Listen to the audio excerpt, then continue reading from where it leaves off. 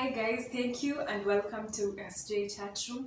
Today we are so happy and privileged to be at the Phyllis Wambui Children's Home, whereby we'll meet our mom here. She's called Jacinta. She's going to introduce herself to us and she's going to tell us more about the home. Enjoy the ride. Welcome, mom. Thank you very much. As you have said, my name is Jacinta Njoroge. I'm 67 years old. I'm the founder of Phyllis Memorial. I started year 2000, so we are now 22 years old. And we have been able to handle so many children. I think through our hands we have had more than 1,000 kids since we started this home. We have had those who have graduated. We have had those who have gone forward to high school, university, masters, and we have those who are now starting nursery school. Thank you. Okay. So how did you start this home? We'll start with I started. First it came as a dream. 1999 it came a dream. We came here to save for the millennium, to bring in the millennium. My daughter was by then 9. She was 9. Yeah, she was 9. So she was born in 90. Kwakuja. Then we had a friend who was living in. She used to work in Olkalao. Kaniambia tukutane. So I said, let me go through. So my daughter Thompson first, and then we go to Olkalao. Where we were supposed to meet, I forgot. So I went to Olkalao hospital. She's a nurse. I went to the hospital. I found 2 kids left there. I was like, watoto. You know the way you are curious. This is Jamhuri Day. Because it was 12/99. Because mine is Jamhuri. Mtoto. Hana, they are looking healthy, the boy and the girl. Helen, now watoto ni nini? Kambia, watoto wetu. Kambia, kwani hosi natonga na watoto wao. You know the smell of host in this country. Especially general hospitals. So she started telling me the story. Oh, these children were left, the parents died, and they had nobody, so they happened to be staying in the hostel. And what we do, if you have a shirt, you live for them, you have anything. So I went to my pocket, the money I had, I can be and something for Christmas, for Jamhuri Day. My daughter, who does not understand Kikuyu or Swahili, she started asking, Mom, why are you crying? I'm bringing all these kids, they have nobody, they have no mom, they have no dad, they have nobody in the world. They are just here. You know, in a 9 years brain, she told me, but Mom, you can help them. Kamwambia, Lotta, do I take these children to Sweden? Kambia, no. We have land with Kambia Moto. Where grandma left us. We don't use it. Build a home for them. Not so like wow. Do young kids think? So I came. First I told, as I respected my brother. He's the father I have. We have 18 years difference. Come with uncle. I want to build a children's home. I was like, where do you want to build? Kambia, in this place of mine. Kambia, that's not your place, it's mine. Kambia, what? So we started, Kambia, you know what? Whether you like it or not, I'm going to use it. I just wanted to inform you. You don't even inform the cousin. Kambia, but what have cousins got to do with you? So I decided I'm going back to Sweden because I had to go back to work. I worked for 6 good months. I was able to save 250,000 Kenya shilling Kakuja. Sina plan, sina anything, but in my mind, I'm going to build a children's home. I left my daughter with her father for the first time. Ambia kana, daddy, mimi niende nikajengea watoto wa home, a children's home. She told me to help those children. Help me go and do it for them. I came. Since we didn't have enough money, nyumba ya matope, and then we trusted it. Before it was dry, I brought 8 children from Nyahururu. 8. There were 7 because I took one of the children I found in Karao. They were big brother and a sister. The brother survived, the sister died. She had already contaminated HIV. She developed to AIDS. She died before we were able to do it. But the brother came. When he came, plus the other 7, so they were all total of 8 children. And they came, I had nowhere to keep them. So I decided to stay in my mother's house with them. And one morning my brother came for the house drive. He threw me out. Everybody in the village could see me come with my children with the mattresses running urine. He came and put them on the floor. We were sleeping on the floor. I had nowhere else to take them.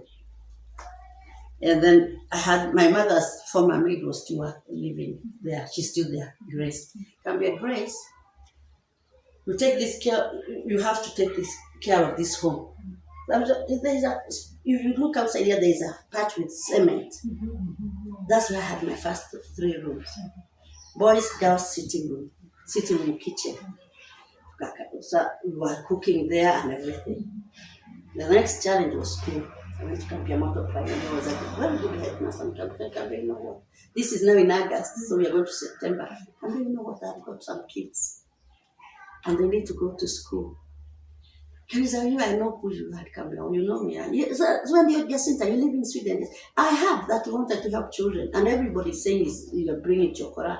Kambion, Mr. Headmaster, you're learning, man. In your deepest heart, is there a child who's born as a chokora? Kambia hapana, lakini sikia watu wetu wenu wakisema. Kambia, you know what, let my people say. But there's one thing you're forgetting.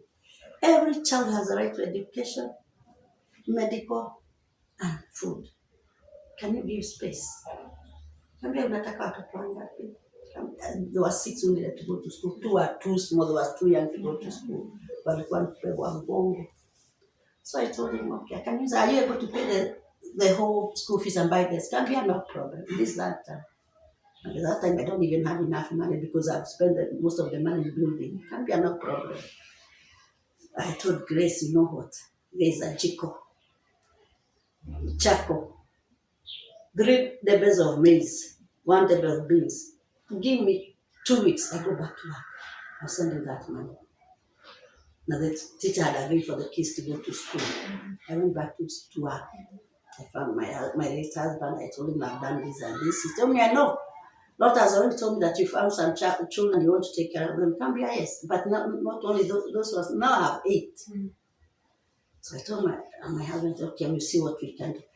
The good thing with Sweden, we get income tax returns. So immediately I came, I got my income tax return. They came. You see this money? It's a check. It's about 100,000 Kenya shillings. Nobody's touching. I'm sending wiring direct to Grace. And to me, Grace, I told her, do this and this and the other. You know, school desks for the 6 kids, uniform, and you pay.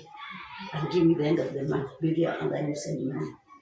So we started that. And then my daughter went to her school and told her class teacher, you know, my mom I have 8 brothers and sisters in Kenya. What are you talking about?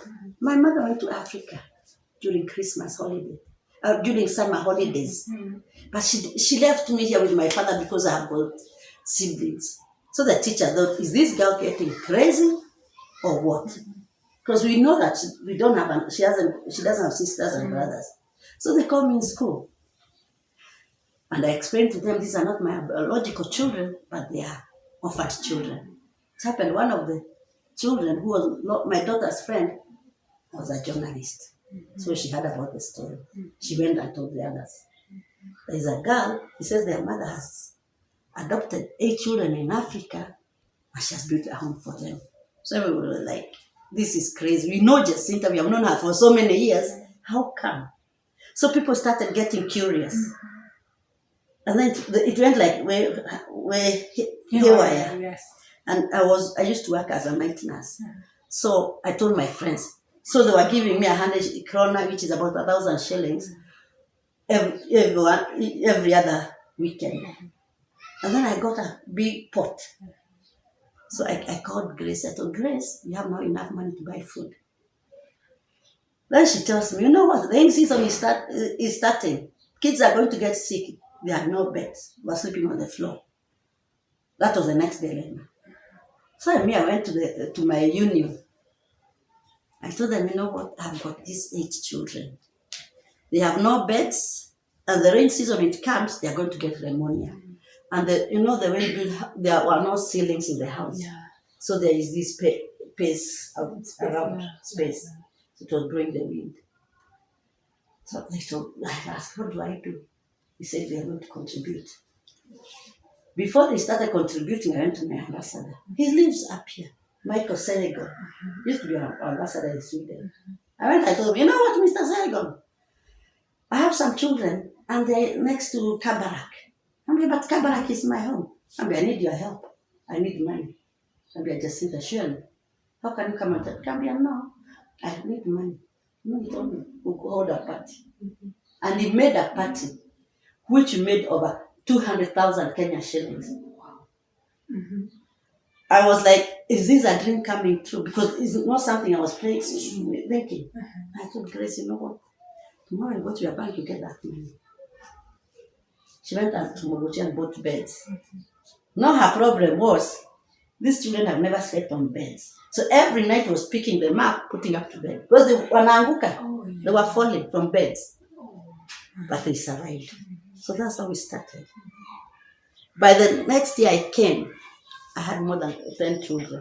No, 15. There were 15. And I came with some journalists. Because there is a man who learned about them. And he wanted to know.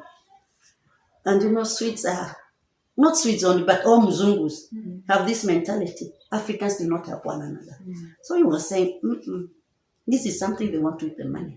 How can an African woman stand and say she's going to help fellow Africans? So he's behind my back, he sent 2 people to come and check to know if it's true. And they came without me knowing. They came. So after they came back after 2 weeks, I read it in the newspaper. Oh, these two Swedes from Malmö is next to Denmark. They went to Kenya. There is this woman. She works with the nursing with the commune, and she's helping some African children. And these children don't even have money for breakfast. They drink black tea, which was what we were drinking. So it went haywire. Now the journalists started learning about us. So 201, we came with some journalists. And they came, they are the ones who contributed money for that water tank, the first water tank. They came, they took pictures, they interviewed the kids, and it went like, wow. They started contributing money. So that's how it all started. So most of the money, the funding we get, they come from the Union of Nursing. Because that's where we are working with, and those are the people who have been supporting these children. And I always say they have let me down. Because we started with Mad House. All these buildings have come one after the other. Because after the Mad House, we built this granary here, because we had nowhere to put food. After that, Cedar came. We never had water in this place. You can see Campiamoto is a desert. They built, the dining hall stands on a water tank. Yes. Okay. Funded by Cedar. Because we used to gather all the rainy water from Kabarak down, come to that tank. So we have been gathering that water until 2014. That's how poor we have been. We didn't have electricity. These are electricity I put 2013. And we took it from Mediarangat's farm. They agreed to give us the line. Then after that, we decided to drill water. 207, when there were crashes, we were 300 kids here. We had 300 kids. And we had only that dormitory and that smoker house. The one that the first one, yes. And everybody even the villagers were coming to stay with us here because of the fear. No, I was threatened. The chief even came with a letter. Unfortunately, that man died. God rest his soul in peace. He even came. He said, Jacinta, you'll be the next one. I said, is that so? Yes. Just that, yes. Sure, no problem. But tell me how to take these children. You want them? 300 of them, take them. Have no fear. Take them where you want. And by then I had 7 volunteers here. Swedes. Wow. 7 of them. So I was saying, these people, if they are killed here, hey, it's going to be haywire. And all is going to know there's a mad woman in Africa who brought volunteers here. Because I sent them here and then I was locked. And I was locked in Sweden. Because they announced, after my visitors came, they announced, no one is to travel to Kenya. There's civil war. And already my guests are here. What do I do? And I had convinced them there is no war in Kenya until it broke. So the day they opened, I had my bags packed. In fact, I left my luggage at the airport. When I went to the airport, I was told we are not traveling. The day they opened, I decided to come. And I told my daughter and my husband, I'm not taking anybody. I'm going alone. So I left my daughter with the father. I came and I found my people here. Then this place was kills. We are seeing this burning. Muricho is burning that side where where was burning. And people are running because that's the secure place. Then there's a Major Njoroge, the other side, near Rongai. He's decided to give me security twice. They come at 10 and at 4 at night. So one day at night, 5 police officers came. They came to the gate. And by then the Jesh had gone. 10 o'clock they had gone home. They came. I was in the room. In fact, I was going to sleep, although I didn't but I used to sit and sleep because I had people all over. So you have been called. Cambia by who? The police. Cambia, what police? The military has been here. I said, no, the police are here. And they were armed. So they were told I have got Mongeke. And I came, I had a social worker called Magaria. Can you be my mom? This now is serious. Can be no problem. So me, I came. He said, what's the problem? Now we have been told you are hiding Mongeke and they're staying in standard 8 classroom. Never locked. Are you sure? Yes. Are you very sure? Can be okay. So they took the manager who was here. I had a man manager, Sammy. They went, when they got to the school, he was told, they were told to lie on the police were waiting on the floor, ready to shoot. To shoot if somebody comes from that classroom, ready to shoot. And I was told, go open standard 8. He opened, they put their torch, there was nobody. Had there been one single person, they would have been killed.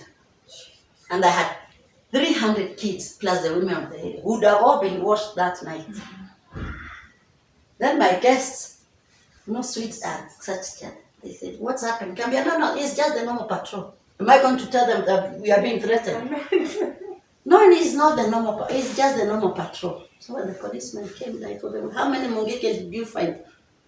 No, Cambia, you know what? Next time you are given information, please go back and find the details.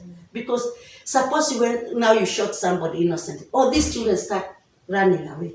And it's at night. Where will we get them? They went. But somebody had already read the news. The following day, did the military police come? You would have seen this was a war zone. Me, I was like, what? They came from Ranet. And then they called the diplomatic police. They came. They came in the morning 11. It was like, war was here. I said, what's the matter? We have been told you are going, yesterday you almost got shot. And we are by who? Oh, we know. They said you have Mongeke in Cambia. If you know what Mongeke looks like, give me one. Me, I don't know what is Mongeke. True. And I've never seen a Mongeke in my life. So show me one. Cambia, no. And not only that, do you know we know you're having foreigners here. Suppose something happens to these foreigners. Kenya will be in the world. Cambia, you know what? It's your police who came. So go and ask them. You know what? They took the foreigners.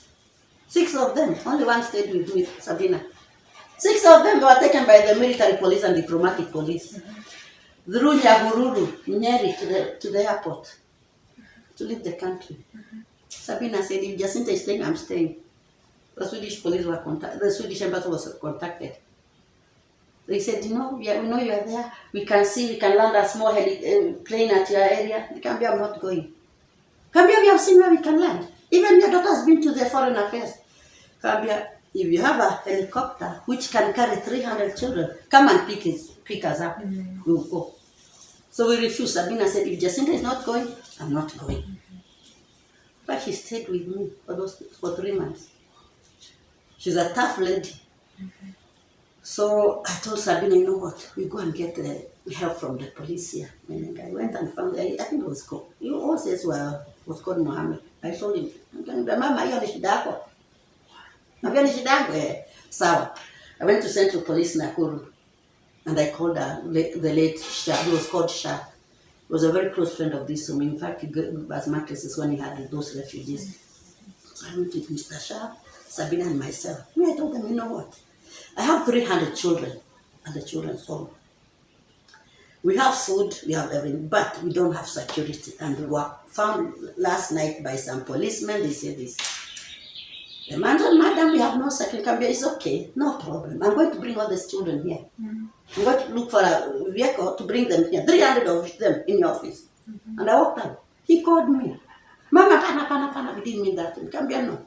You cannot threaten me when I'm protecting my Kenyan children. These are not Ugandans. They are not Nubians. They are Kenyan children.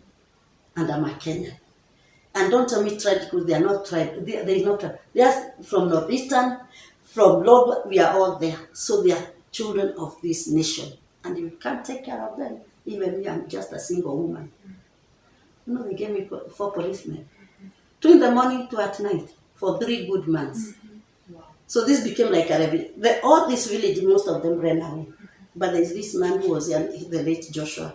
He has a handicapped son. He cannot leave him, so he's the only one who was left.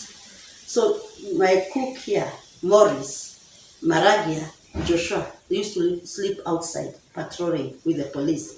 Then all the women and children used to stay here. So every 6 o'clock in the evening, the women would come because they would have cooked, they would have eaten their food. Then we make tea. And then it just came into my head. We'll be sitting there singing. So we used to sing every night.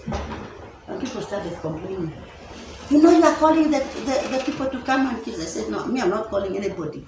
I'm talking of my nation. I'm a Kenyan. These children are Kenyans. We are going to praise the Lord. If we die, we'll die with a clean heart. We're never touched. The whole 208 had refugees here. And I used to get food from Red Cross. But we're never affected. And everybody, oh, you know, I said, I'm not a Kikuyu. I told everybody, I'm a Kenyan. And I'm living in my birthright. Na hakuna mtu aliambiwa siishi pahali yote. So that's how we survived. And it was, and up to now. Wow. We thank God for that. I thank God, and I stood really strong. yeah. My daughter went to the foreign affairs so many times with the father. We want, especially when they bombed. You know, they bombed from the river, Molo. They bombed. And the day they were going to bomb is the day I was going to ask for help. So Major Njoroge left us at America to go to look for help. So when they were bombing, my daughter saw in the news, Swedish news, Kampiamoto has been flattened. So he was saying, my mother has been killed. I called, I said, no, I'm still very much alive. And they did not bomb Kampiamoto, they bombed the river. And they were going to bomb Nakuru, but they never touched Kampiamoto. So the foreign affairs knew. Because when I went back to Sweden after the crisis, I was called by Swedish immigration, the Swedish papers, because they wanted to know, because they have heard, how come I survived? They said they did not bomb my area. I was in a very safe area and I'm next to President Moi. Yeah, They should not understand how.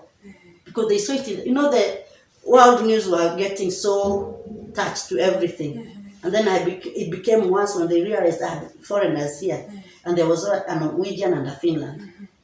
And the Finnish woman had called the Finland news and the Norwegian woman. So they knew these three, and Swedish government, they knew.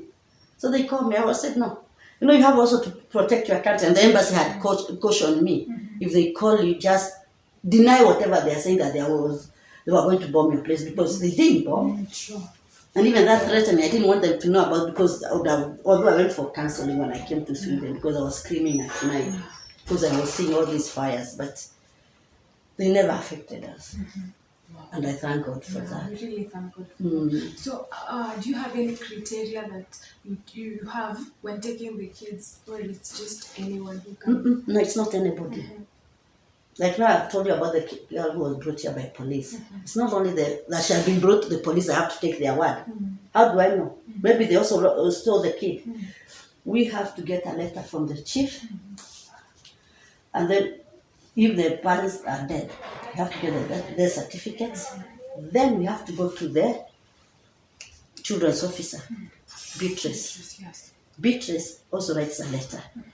Then every Wednesday there is a children's court in Nakuru. The kids have to go to that court. You have to present those documents so that they see if the kid is true. Then they have to recommend the child here. The child is recommended until 18. But I've gone back to the court, the same court, and told them, yes, you say 18 years. If you have brought a child at 14, the child is still in primary. I think they have to find primary, they have to go to college, to high school, they have from high school to go to college. They might even up to 20 to 23. I cannot throw that child out. So they told me after 18 years, it's my headache. Yeah. You do whatever you want. But we can only protect you until the child is 18, which is how the law reads. Yeah, but I have got kids who have stayed here until they are over 20. Look at Peter and Minor. Yes. They are over 20. But I still have them here because they are still in college. So those are our recommendations. And there is no way you bring just a child. Even those like this lady who is an alcoholic, I told you. I still have a letter from our chief, from our chief Patrick, that the lady is an alcoholic. She's unable to take care of her child, and she has land, but we have stopped the land from being sold because she will drink the money. So that's how we are not allowed, and it's here until he's 18 or until he finishes. But for me, it's until he finishes his education. And to me, there is most children's home, they say if the child finishes from 4, they leave. But to me, if a child is taken to university or college, they still have to go to college and to go to university. That's what we do. So where do you get the funds to give these children education and also food? Most of our funds are from Sweden, because I've lived in Sweden, and Sweden is the country I know mostly. But I've been trying to get from US, but I've not gotten the connection. But most of them are from my Swedish friends and the Swedish Union, the nursing union. Those are the people who help. Right now, since the COVID came, we are having a lot of struggle because I've lost most of my sponsors. One of my biggest sponsor, he died 2020. And he was the best. He used to have fundraisings. He had bought some cats you can drive with the cat to move things, and every coin used to go to the children's home. Then he used to leave contribution boxes in supermarkets. But since Yat died, they removed them. But he has been helping us so much. And then what we normally get sponsors. Of late, I've been having Kenyan sponsors. I've had people who are saying we'll take, like now there's a group who said, Nelda from Dr. Aga, he has agreed to take Obama. I've seen Obama, the light-colored boy. Yes.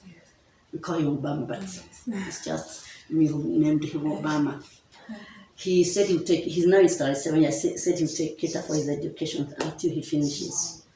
The Nakuru women rep, he educates one girl, Anita Cheluto. She's now from Kirobon. He has educated from Form 1. He has been taking care of her. Madam Wendo Dandelion, they have given me sponsored scholarship for a girl who is in Form 1 in Joro Girls. What's her name? Abigail Chimtai. She's a very, very bright girl. She's been educated by Dandelion. Dandelion was started also by Sweets. Through this home, they came to know about Dandelion. So they have also like saying thank you to this, taking care of this girl. And I'm very appreciative to that. So those are the few Kenyans who have been, but also like Kabarak. You have been giving us food. So we thank you so much, and you have been helping us so much. And you also bring us clothes. Yes. So we really appreciate that because we don't buy clothes. Thanks to the those people who bring clothes, and among you people is Kabarak.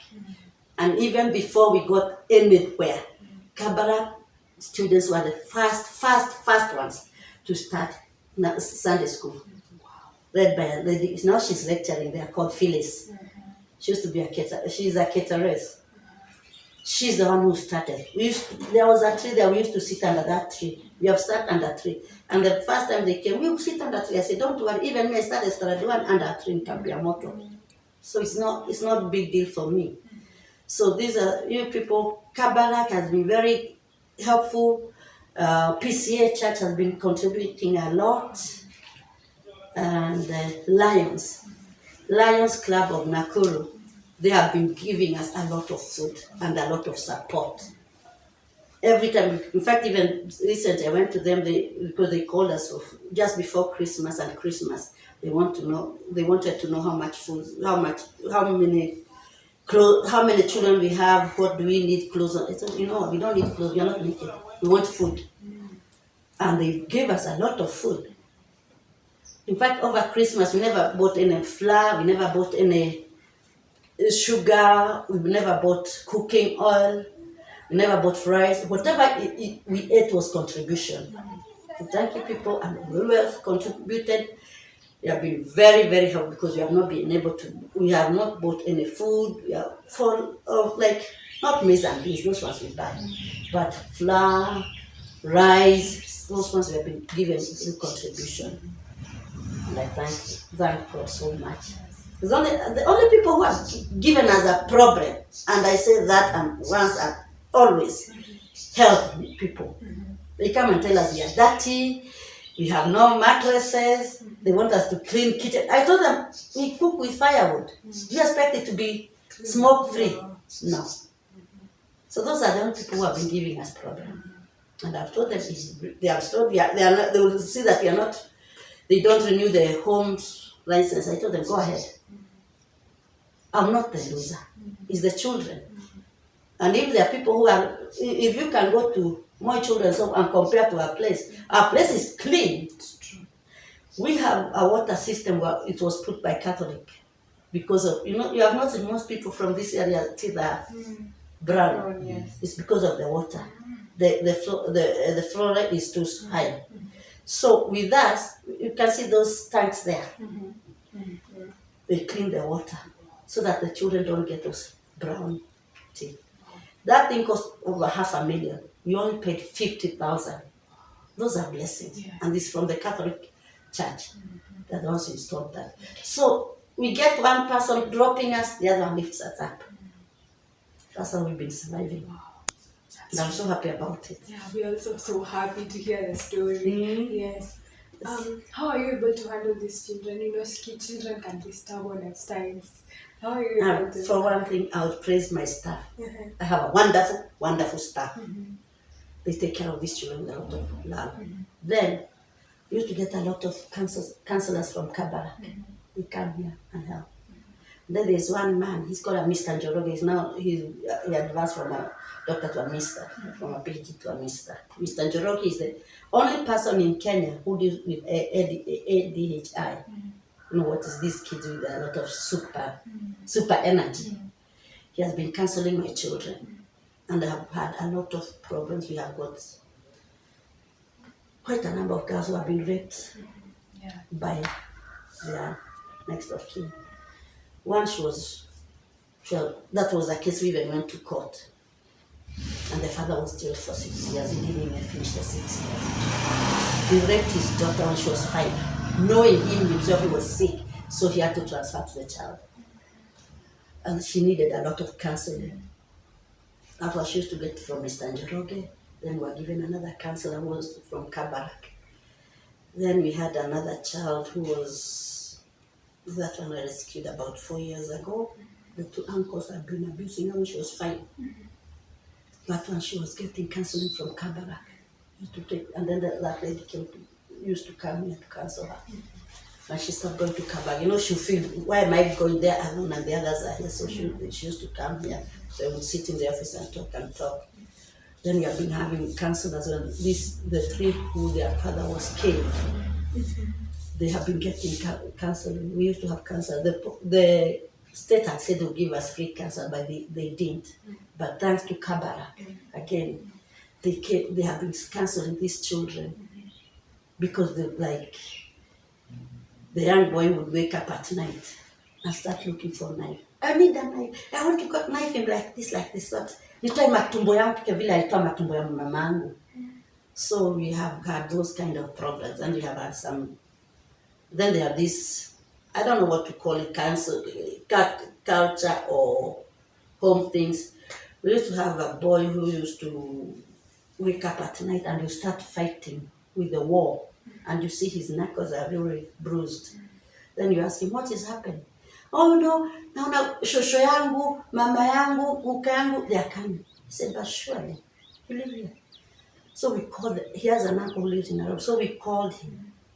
Then he told them, no,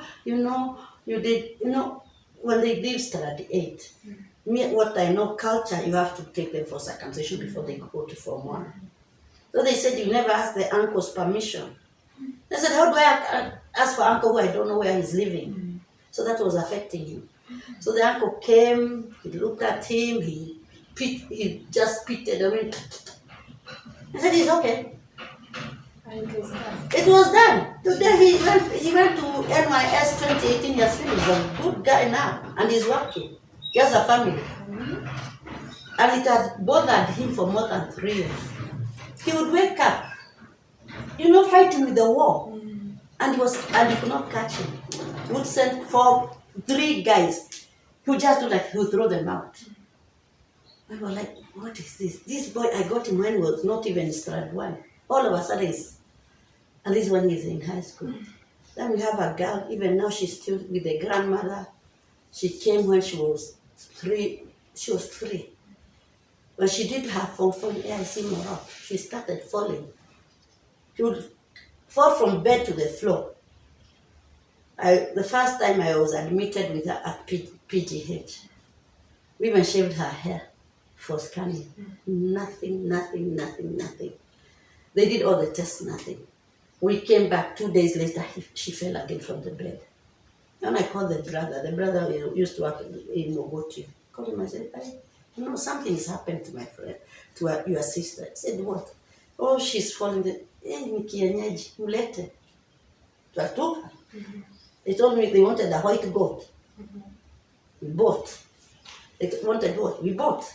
So and then the grandmother, the mother to the mother came.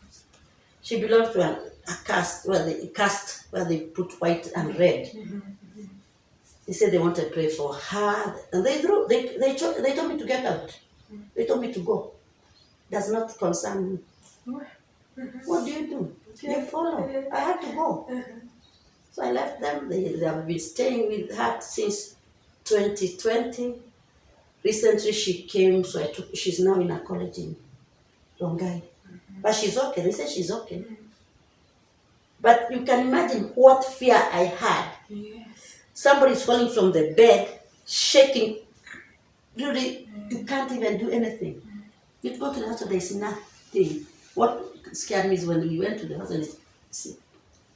The last doctor who told me, "Ni mgonjwa wa kienyeji." I said, "Is there ugonjwa wa kienyeji? Do we have a kienyeji sickness?" But they said, so I had to take her to Mogoti, to the grandma, and she doesn't have any parents. And the brother told me, this cannot affect me because me, I'm not a pure Luhya. Me, I'm half Kikuyu, half Luhya. But she's pure Luhya, and she never went to the mother's grave. And she doesn't know where the mother is buried and where the father is buried. But I thought, why didn't you come and tell me when this happened? Then you could have taken her to that place. They said that we didn't know how you are going to work. I said, I work for the help of these kids. If that's what she needs, let's take her there. But don't tell me kienyeji when it's too late. But no, she is okay. So we have those kind of things. And they believe, I think it's also a belief. Because I also had one guy, he was a law student in Moi. And he was in 3rd year. They said, you never took him to, they said a Chondoni. And I said, what is Chondoni? You have to go to the field, to the bush for a month. I said, for what? That he was circumcised, do the church, and to them it's not right. He would have waited until he finishes from 4 so he can go with the others. I said, but you didn't tell me. I mean, this kid, I found him in Majimoto, outside a classroom. That's how he came here. But they said that has affected him. And he dropped out. And I hear his watching cars in Mogotio. And I said, can't you reverse? Is this thing not reversible?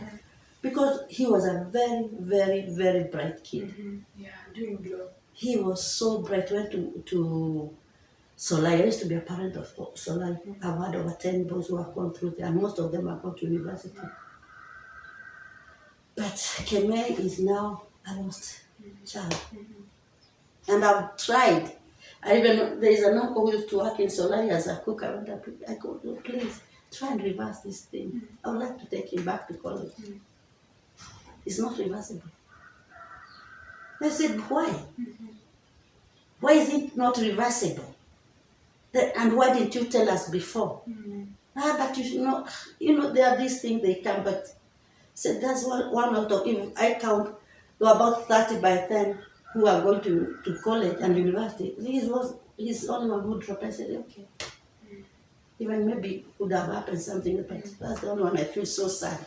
Because he was one of my favorite, one of the first ones. And he was very bright from Majimo. You know where Majimoto is? Outside, Lake Bogoria. That's where I found him. And he was so bright. So there are those culture things, they come and tell me this and this. Like now there is one here, he's now in Jomo Kenyatta. I had to go and ask the auntie. I said, I don't want another episode. So they said, no, until he finishes from 4, let him go to school. I said, no problem. I have no problem. Because I don't want another issue like this. Yes, true. Otherwise, those are the ones I've had. But, and then the counseling we get, plans to Kabbalah. Now Mr. Njoroge is no longer working with us. He moved to Kijabe, but once in a while he comes, just come to check. That's good. And he has helped most of the kids socially. And then once a while we also invite counselors. They come and talk to them. Because they need to be talked to. And then some of these kids have come from so deep-rooted cultural and alcoholic families. So they need to be uplifted. And like, I have two from Kisii, and you know, also the Kisii culture is this. And one of them is very tiny, but the other one is she's a bit older.